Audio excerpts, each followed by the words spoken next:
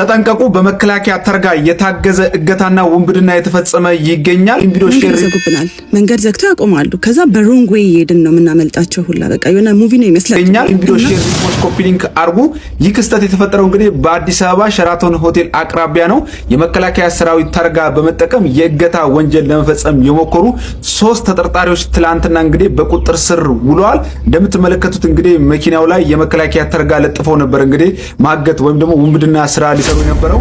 እንዴት ልንዘረፍ እንደነበርና እነዚህ ሁሉ ፖሊሶች እንዴት እንደተሰበሰቡ ነው ዛሬም ነግራችሁ እና የተወሰነ ቀርጬ ነበር አስገባላችኋለሁ። በየመሃሉ በጣም የተራቀቀ ወንጀል እየተሰራ ነው። እኔ በፊት አሜሪካ ማለት ነው የዛሬ 4 ወር አካባቢ የሆነ እንቁላል ይጣሉ ፊት ለፊት መስታወት ላይ ሰው እንቁላሉን እናንተ ልክ እንቁላል ሲወረወር እንደዚህ በመጥረጊያ በዝናብ መጥረጊያ ለመጥረግ ስትሞክሩ ወደዚህ በላሽባችሁና መሄድ አትችሉም። እንደ ጉም ይለብስባችኋል። ሰው ወርዳችሁ ታጸዳላችሁ እና በፍጹም እንቁላል ሲጣልባችሁ በመጥረጊያ እንዳትጠርጉ የሚል ማስጠንቀቂያ ነበረ። ዝም ብላችሁ በሚታያችሁ መስታወት በኩል ሂዱ ይባል ነበርና ያን ራሱ በጣም ተራቀዋል እያልኩ ነበር። ግን እዚህ የመከላከያ መኪና ይዘው ነው ሊዘርፉን ሲከተሉን የነበረው። እኛ ግን እግዚአብሔር ማስተዋል ሰጥቶን በጣም በቃ በፍጥነት ማለት ተከተሉን። ከቦሌ ወደ ብሔራዊ ሄድን ነበር እኛ።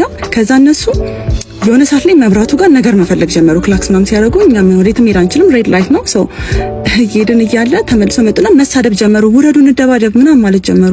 ለካ ከመኪናችን ማለት ከኋላ ወንበር ላይ እኛ ላፕቶፕ አስቀምጠን ነበረ እና ያንን አይተው ነው።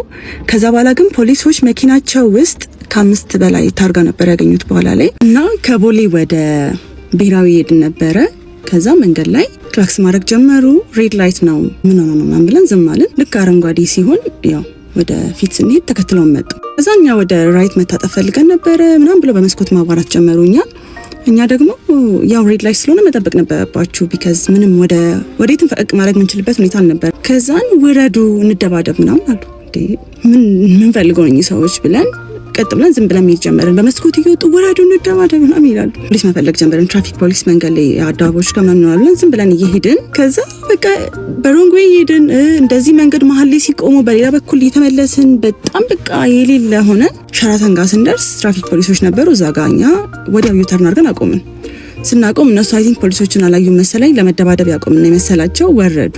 ያን ታይም ነበረ ፖሊሶች መጀመሪያ ቼክ ምናምን መፈተሽ ምናምን መሳሪያ ከያዙ ብለው እኛም ፈርተን ነበር በጣም መሳሪያ ያዙ መስሎን። ምክንያቱም እስኪ እናንተ ብትሆኑ የመከላከያ ሰራዊት መኪና ይዞ ሰው ቢያባራችሁ ምንድነው የሚሰማችሁ? እና መከላከያ ናቸው ብለን ብናቆም ኖሮ ብዙ ነገር ይፈጠር ነበረ። ከመኪናቸው ውስጥ ብዙ ታርጋ ተገኘ። በቃ ብዙ ማጣራት ውስጥ እኛ ሄደን ለፖሊስ ጣቢያ ቃል ሰጠን ምናምን። ግን 3 ናቸው መኪናቸው ውስጥ ያስገባላቸው ላይ መኪናውን ታርጋ የመከላከያ ሰራዊት ሚል መኪና ነው።